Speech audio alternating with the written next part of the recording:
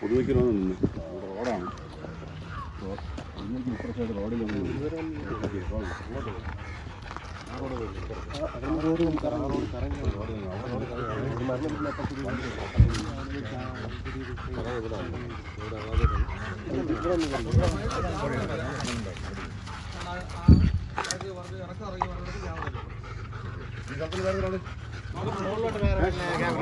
അതും പള്ളിയിൽ പോയിരുന്ന സമയം. അതൊരു പ്രൊഫഷണൽ കള്ളൻ തിരഞ്ഞെടുക്കുന്ന ഒരു ടൈമല്ല. അതാ പറയുന്നത്. ഈ പരിസരത്തൂടെയുള്ള ആരെങ്കിലും ഒരാള് ആ ടൈമിംഗ് കറക്റ്റായിട്ട് അറിയാം. ഒരു 2 hours 2 മണിക്കൂറിന്റെ ടൈമിൽ മിക്കവാറും വീട്ടിൽ ആരെങ്കിലും കാണും. ഈ പള്ളിയിൽ പോയ ആ ഒരു ടൈം ആയതുകൊണ്ടാണ് ആരും ഇല്ലാതിരുന്നത്. അറിയാവുന്നവർക്ക് ചെയ്യാൻ പറ്റും. എല്ലാം അറിയുന്നതാണ്. ഈ ടൈമേ കറക്റ്റായിട്ട് അറിയാവുന്നുള്ള ആരായാലും ചെയ്യാൻ പറ്റും. ഈ സന്ധ്യ സമയമല്ലേ? അങ്ങനെ ഇവിടെ മോഷണങ്ങൾ സാധാരണ നടക്കുന്നവരിടമാണോ? ചെറിയ ചെറിയ മോഷണങ്ങളേ ഉള്ളൂ. ഈ വലിയ മോഷണം ഇപ്പോഴാദ്യമാണ്. തിരുവനന്തപുരം ജില്ലയിലെ കാട്ടാക്കട കട്ടയ്ക്കോടിനടുത്ത് വില്ലിടും പാറയിലെ ഷൈനുവിൻ്റെ വീട്ടിലാണ് നമ്മളിപ്പോൾ ഉള്ളത്. അവിടെ ഇന്നലെ ഏകദേശം 7-നും 9-നും ഇടയിലാണ് വലിയ ഒരു മോഷണം നടന്നിരിക്കുന്നത്. അതും ഏകദേശം 70 പവനോളം. ഈ നിൽക്കുന്ന ആളിൻ്റെ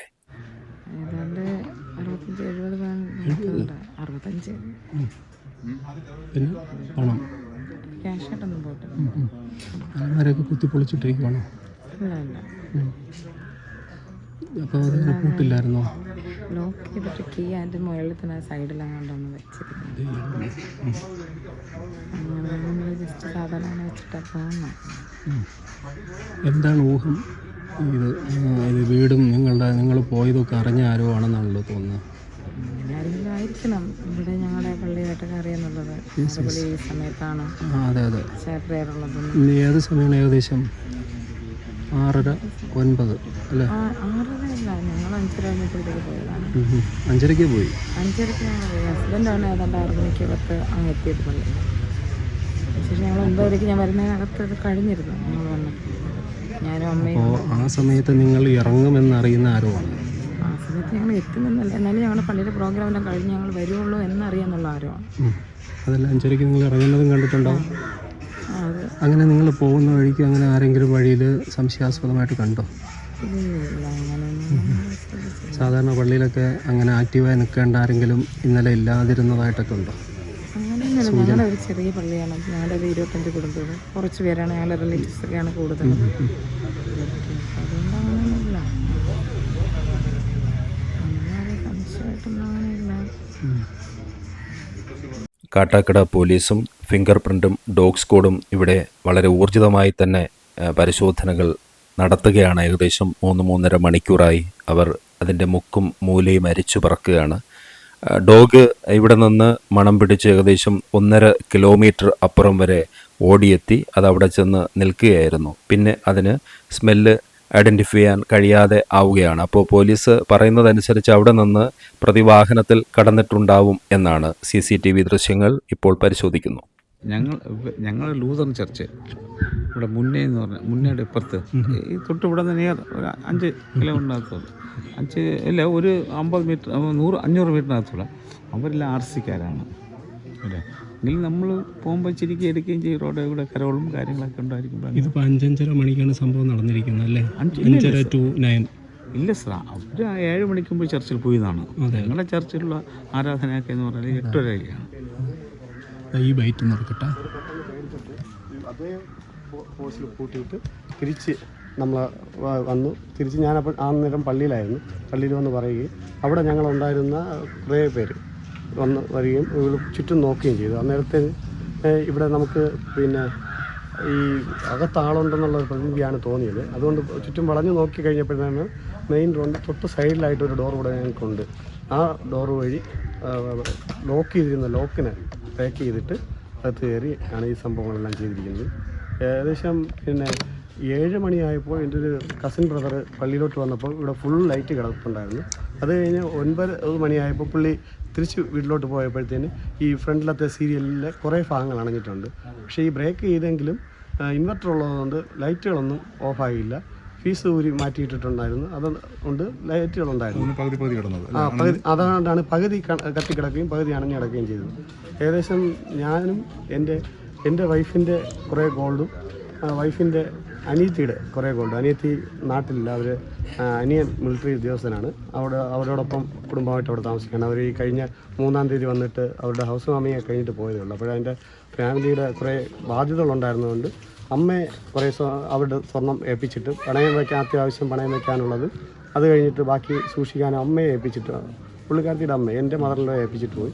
ഞങ്ങൾ കുറച്ച് സ്വർണം പണയം വയ്ക്കുകയും സാമ്പത്തിക ആവശ്യങ്ങൾക്ക് വേണ്ടി ഉപയോഗിക്കുന്നത് അങ്ങനെ ഞങ്ങൾ വച്ചിരുന്ന സ്വർണ്ണമാണ്. ഏകദേശം എല്ലാം കൂടെ ഒരു 70-നും 75-നും ഇടയ്ക്കുള്ള ഒരു റേറ്റ് സ്വർണം വരാനാണ് സാധ്യത. നമ്മളിപ്പോൾ ഞങ്ങളുടെ ഒരു കണക്കൂട്ടിൽ. പിന്നെ അത് മൊത്തം വലിച്ച് അങ്ങ് തുറന്ന് ഇട്ടിരിക്കുകയാണ് ചെയ്യുന്നത്. പിന്നെ ഒരു കയറി വേറെ പ്രത്യേകിച്ചൊന്നും അലങ്കോലമാക്കിയിട്ടില്ല. ഈ സാധനങ്ങൾ മാത്രമാണ് എടുക്കുകയും പോവുകയും ചെയ്തിരിക്കുന്നത്. ഞാൻ കഴിഞ്ഞ ജൂണിൽ കുറേ സ്വർണ്ണം പണയം എടുത്തിട്ടുണ്ടായിരുന്നു. അത് കഴിഞ്ഞ് കുറച്ച് തിരിച്ച് നമ്മൾ തിരികെയും വെച്ചിട്ടുണ്ടായിരുന്നു. ആ ഒരു ഇത് ഈ സമയത്ത് ഉള്ള ഇതേ ഉള്ളൂ. അങ്ങനെയാണ് നമ്മുടെ ഈ സ്വർണ്ണം. പിന്നെ പിള്ളേർക്ക് ഉപയോഗിക്കുന്നതും അത്യാവശ്യം വൈഫ് പുറത്ത് പോകുമ്പോൾ ഇടുന്നതും എൻ്റെയും അങ്ങനെയൊക്കെയുള്ള സാധനമാണ്. ബ്രേസ്ലെറ്റ് അങ്ങനെയൊക്കെയുള്ള സാധനങ്ങളാണ് ഈ ഉണ്ടായിരുന്നത്. ഇവിടെ ക്യാഷായിട്ട് കുറച്ച് ഒരു 500 രൂപയാണ് ക്യാഷായിട്ട് ആലമാരുണ്ട്, അത് എടുത്തിട്ടുണ്ട്. പിന്നെ വൈഫിൻ്റെ ഒരു പേഴ്സ്, അവൾ സ്ഥിരമായിട്ട് യൂസ് ചെയ്യുന്ന പേഴ്സ് അതിനകത്ത് വൈഫ് എന്തൊക്കെ ഉണ്ടെന്ന് കൃത്യമായിട്ട് വൈഫിന് ഓർമ്മയില്ല. പാൻ കാർഡ്, പിന്നെ ATM കാർഡ്, അങ്ങനെയുള്ള സംഭവങ്ങൾ, ബാങ്ക് പാസ്ബുക്ക്. ഈ ഗ്രാമീൺ ബാങ്കിലാണ് നമ്മൾ പ്രധാനമായിട്ട് അവർ ആയിട്ടുള്ള ഇതിൽ. കാരണം അതുകൊണ്ട് അവർ പാസ്ബുക്ക് അതിൽ തന്നെയാണ് വെച്ചിരിക്കുന്നത്. അത് നഷ്ടപ്പെട്ടിട്ടുണ്ടെന്നാണ് ഇപ്പോൾ പ്രാഥമികമായിട്ട് നമ്മൾ നോക്കുമ്പോൾ. ഇതെല്ലാം കഴിഞ്ഞ് അന്വേഷണം കഴിഞ്ഞ് നമ്മളൊന്ന് ബാങ്കിൽ അവധിയായതുകൊണ്ട് അറിയിച്ചില്ല. നാളെ തന്നെ അതിൻ്റെ ബാങ്ക്, കാരണം അതിനകത്ത് ATM കാർഡും കൂടെയൊക്കെ ഉള്ളതുകൊണ്ട് അത് ക്ലോസ് ചെയ്യാനുള്ള ഇത് നാളെ തന്നെ നമ്മൾ ചെയ്യുന്നതാണ്. മനുഷ്യനേക്കാൾ ഏറെ ബുദ്ധിയുള്ള ഇവൻ എത്രയോ സ്മാർട്ടാണെന്നറിയോ? ഞാൻ അതുൾപ്പെടുന്ന അവൻ പോകുന്നതും ഓടുന്നതും ഒക്കെയുള്ള ആ വീഡിയോ നമ്മുടെ മറ്റൊരു ചാനലായിട്ടുള്ള സാഫ്രോൺ മീഡിയയിൽ പോസ്റ്റ് ചെയ്തിട്ടുണ്ട്. വളരെ ലെങ്തിയായി പോകാനുള്ള സബ്ജക്റ്റ് ആയതുകൊണ്ടാണ് ഇതുമായിട്ട് സാമ്യമില്ലാത്ത തികച്ചും വ്യത്യസ്തമായ ബൈറ്റ്സുകൾ ഉൾപ്പെടുന്ന ഒരു വീഡിയോ അവിടെയും, അതിൽ നിന്ന് അല്പവും ബന്ധമില്ലാത്ത സാമ്യമില്ലാത്ത ഒരു വീഡിയോ നമ്മുടെ ഫാക്ട്സിലേക്കും ഞാൻ പോസ്റ്റ് ചെയ്യുന്നത്. ഒരുപക്ഷെ രണ്ടും കാണുന്നവർക്കും ഇതിൻ്റെ വസ്തുതകൾ വളരെ വ്യത്യസ്തമായിട്ട് ഉള്ള ആംഗിളിൽ നിന്ന് മനസ്സിലാക്കാൻ സാധിക്കും. ഈ വന്ന ഡോഗ് സ്ക്വാഡിലെ ഏറ്റവും സ്മാർട്ടായിട്ടുള്ള, ഞാൻ അതിൻ്റെ പേര് ഞാൻ ചോദിക്കാൻ മറന്നുപോയി, ഡോഗിനെ കുറിച്ചാണ് ഞാൻ പറഞ്ഞു വന്നത്. വളരെ സ്മാർട്ടായിട്ട് ഏകദേശം 1.5 കിലോമീറ്റർ അവൻ ഇതിൻ്റെ സ്മെല്ല് ഫോളോ ചെയ്ത് പോയി എന്നുള്ളത് വളരെ ശ്രദ്ധേയമായ ഒരു കാര്യമാണ്. പോലീസിന് അത് ഒത്തിരി ഹെൽപ്പാണ്. കാരണം ഡോഗ് പോയ സ്ഥലത്ത് അങ്ങിങ്ങായി 5ഓളം CCTVകൾ, അതിൻ്റെ ഹാർഡ് ഡിസ്കുകൾ പോലീസിന് പരിശോധിക്കാനാകും. അങ്ങനെയാണെങ്കിൽ ഈ സമയത്ത് നമ്മൾ നേരത്തെ പറഞ്ഞവരിൽ നിന്ന് മനസ്സിലാക്കിയ 7 മുതൽ 9 വരെയുള്ള ആ സമയത്ത് അതുവഴി പോയിട്ടുള്ള ആ വ്യക്തികളെക്കുറിച്ച് വ്യക്തമായ ധാരണ പോലീസിന് കിട്ടും. വലിയ ഒരു സംഗതി എന്ന് വെച്ച് കഴിഞ്ഞാൽ ഇവിടെ തന്നെ വന്ന് നിൽക്കുകയാണ്. നമ്മൾ നേരത്തെയും പറഞ്ഞു, ആ കാണുന്ന മതിലിൻ്റെ അകത്തെ CCTV അവർ പറയുന്നു കട്ടായി പോയി, പ്രവർത്തിക്കുന്നില്ല എന്നാണ്. ഇവിടെ വന്നാണ് ഡോഗ് നിന്നത്. ഈ സ്ഥലത്ത് നിന്ന് പ്രതിവാഹനത്തിൽ രക്ഷപ്പെട്ടുവോ എന്നുള്ളതാണ് പോലീസിന് സംശയം. എന്തായാലും അന്വേഷണം കാര്യക്ഷമമാകുന്നു. ഇതുപോലുള്ള സംഭവങ്ങൾ നടക്കുമ്പോൾ പൊതുവേ ധാരാളം കമൻസുകൾ വരാറുണ്ട്. അതിൽ ആൾക്കാർ ചോദിക്കാറുണ്ട്, ഇത്രയും വലിയ അളവിലുള്ള സ്വർണം, ഇതിലിപ്പോൾ 60, 65, 70 എന്ന ഒരു നമ്പേഴ്സാണ് പറയുന്നത്. 70 പവൻ്റെ സ്വർണ്ണത്തോളം ഉണ്ട് എന്ന് പറയുന്നു. അതിൽ കൊച്ചു കുട്ടികളുടെ അരഞ്ഞാണവും കുഞ്ഞു മോതിരവും ഒക്കെ ഒരുപക്ഷെ കൗണ്ടബിൾ അല്ലാതെ സൂക്ഷിക്കുന്നതാണ്, നൂലുകെട്ടിന് കിട്ടിയതും മറ്റുമൊക്കെ. അതുകൊണ്ടാണ് ഏകദേശം 70 പവൻ ഉണ്ട് എന്ന് വീട്ടുകാർ നമ്മളോട് പറയുന്നത്. ദയവായി അവരെ കുറ്റപ്പെടുത്തുന്ന രീതിയിൽ കമൻറ്റുകൾ ഇടരുത്. ഇത്രയൊക്കെ വീട്ടിൽ വയ്ക്കുമെന്ന് ചോദിച്ചു കഴിഞ്ഞാൽ ഈ ചോദിക്കുന്നവരുടെ വീടുകളിലുമൊക്കെ വച്ചു പോകുന്നതാണ്, സമയത്തിന് ലോക്കർ കിട്ടാത്തത് കൊണ്ട്. പിന്നെ പൊതുവിൽ പറഞ്ഞു കഴിഞ്ഞാൽ കള്ളന് മാത്രമാണ് പദ്ധതികളുള്ളത്. സാധാരണക്കാർക്ക്, നല്ലവർക്ക് കള്ളനെപ്പോലെ പദ്ധതികൾ ഉണ്ടാവാറില്ല, കാത്തിരിപ്പും ഉണ്ടാവാറില്ല, ഒരുപക്ഷെ ശ്രദ്ധ പോലും.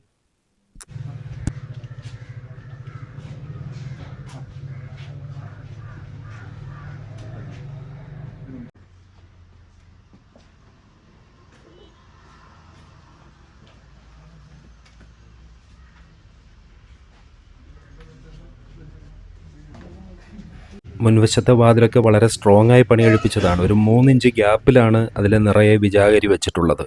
നല്ല രീതിയിലുള്ള ബിൽറ്റ് ക്വാളിറ്റി ഉള്ള സംവിധാനങ്ങളാണ് ഈ വീട്ടിലുണ്ടായിരുന്നത്. നിർഭാഗ്യവശാൽ CCTV ഇല്ലാതെ പോയി. അതുകൊണ്ട് തന്നെ നമ്മുടെ മറ്റേ ചാനലിൽ വന്ന വീഡിയോസിന്, സാഫ്രോൺ മീഡിയയിൽ വന്ന വീഡിയോസിന് അത്തരം കമൻസുകളുണ്ട്. ഇത്രയധികം ഓപ്ഷൻസ് ഉള്ളവർക്ക് എന്തുകൊണ്ട് CCTV വച്ചുകൂടെ എന്നുള്ള ചോദ്യങ്ങളൊക്കെ ഉണ്ട്. നമുക്ക് ശരിക്കും പറഞ്ഞു കഴിഞ്ഞാൽ ഈ ഒരു അവസരത്തിൽ ഇതുപോലെ ഏതെങ്കിലും രീതിയിൽ ബുദ്ധിമുട്ട് അനുഭവിക്കുന്നവരെ നമ്മൾ വിമർശിച്ചിട്ട് കാര്യമില്ല, കൂടെ നിൽക്കാം. ഇങ്ങനെ ഒരു പ്രശ്നമുണ്ട് എന്ന് പറഞ്ഞു. എന്ന് പറഞ്ഞപ്പോഴത്തേക്കും പിന്നെ അവൻ പറഞ്ഞ് പോലീസൊക്കെ വന്നപ്പോൾ ഞാൻ പിന്നെ വയ്ക്കണമെന്ന് പറഞ്ഞു പെട്ടെന്ന്. പിന്നെ അത് കഴിഞ്ഞ് പള്ളിയിലെ ആരാധന നമുക്ക് 11 കാലമായി കഴിഞ്ഞപ്പോൾ അത് കഴിഞ്ഞ് അവനെ വിളിച്ചപ്പോഴത്തേക്കും ഫോൺ എടുത്തില്ല. പിന്നെ രാത്രി ഒരു 1 കാലമായപ്പോഴത്തേക്കാണ് ഞാൻ വീണ്ടും വിളിച്ച് അവൻ അങ്ങോട്ട് വിളിച്ചപ്പോഴത്തേക്കും അവർ സ്റ്റേഷനിൽ നിന്നെല്ലാം വീട്ടിൽ വന്ന് ഇങ്ങനെ പറഞ്ഞ് ഇങ്ങനെ കുറച്ച് സാധനം പോയിട്ടുണ്ട്. അദ്ദേഹത്തിന് ഓട്ടോ ഉണ്ടോ? അവനോ? ഇല്ല. വാഹനം ഏതാ ഉള്ളത്? അവന് ബൈക്ക് മാത്രം. ബൈക്കുകൾ മാത്രമേ ഉള്ളൂ. ഇത്രയും കൂടുതൽ സ്വർണ്ണം ഇക്കാലത്ത് വീട്ടിൽ വയ്ക്കാൻ എങ്ങനെ, കല്യാണം വല്ലതും ഉണ്ടോ? അങ്ങനെ ഇല്ല. ഭാര്യയുടെ അനിയത്തിയുടെ വീട് പാല് വെച്ചായിരുന്നു. അപ്പോൾ അവരുടെ ലീവിന് വന്നിട്ട് ഇപ്പം പോയതേ ഉള്ളൂ. അപ്പോൾ ഇത് എന്തുകൊണ്ട് അവരിങ്ങനെ വച്ചിരുന്നു എന്നുള്ളതിനെ കുറിച്ച് നമുക്കും വലിയ ഒരു ഇതില്ല. ഇന്നിപ്പോൾ 1 ലക്ഷത്തിന് പുറത്ത് വിലയുണ്ട് സ്വർണ്ണം. അതെ. നിങ്ങളൊക്കെ ദൂരത്തുനിന്ന് വന്നത്? അതെ. നമ്മൾ താമസിക്കുന്ന പാറശാലയാണ്. നിങ്ങളുടെ ഒരു ഊഹം എന്താ? ഇത് അറിയുന്ന ആൾക്കാരാണ്, ഈ പരിസരത്തൂടെയുള്ള ആൾക്കാർ ഒരാളെങ്കിലും കാണും. ഒരു 2 മണിക്കൂർ, ഇവർ 2-3 മണിക്കൂറിനകത്ത് സമയമേ ഉള്ളൂ. അതും പള്ളിയിൽ പോയിരുന്ന സമയം. അതൊരു പ്രൊഫഷണൽ കള്ളൻ തിരഞ്ഞെടുക്കുന്ന ഒരു ടൈം അല്ല. അതാ പറയുന്നത്. ഈ പരിസരത്തൂടെയുള്ള ആരെങ്കിലും ഒരാൾ ആ ടൈമിംഗ് കറക്റ്റായിട്ട് അറിയുന്നു. ഒരു 2 hours 2 മണിക്കൂറിൻ്റെ ടൈമിൽ മിക്കവാറും വീട്ടിൽ ആരെങ്കിലും കാണും. ഈ പള്ളിയിൽ പോയ ആ ഒരു ടൈം ആയതുകൊണ്ടാണ് ആരും ഇല്ലാതിരുന്നത്. അറിയാവുന്നവർക്ക് ചെയ്യാൻ പറ്റും. എല്ലാം അറിയുന്നതാണ്.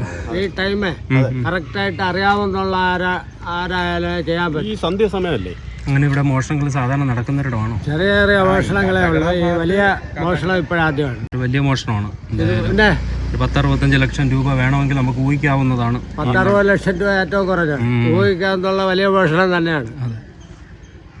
കൊള്ള ചെയ്യപ്പെട്ട സ്വർണത്തിൻ്റെ വാല്യൂ നമുക്കറിയാവുന്നതാണ്. സൂക്ഷിക്കുക. നമ്മളുമൊക്കെ വളരെ പെട്ടെന്ന് തന്നെ നഷ്ടപ്പെട്ട മുതലുകൾ ഈ കുടുംബത്തിന് തിരികെ കിട്ടട്ടെ എന്ന് നമുക്കും ആഗ്രഹിക്കാം. ഇത്ര നേരം സാഫ്രോണിനോടൊപ്പം ഉണ്ടായിരുന്ന എല്ലാവർക്കും ഒത്തിരി നന്ദി, സ്നേഹം.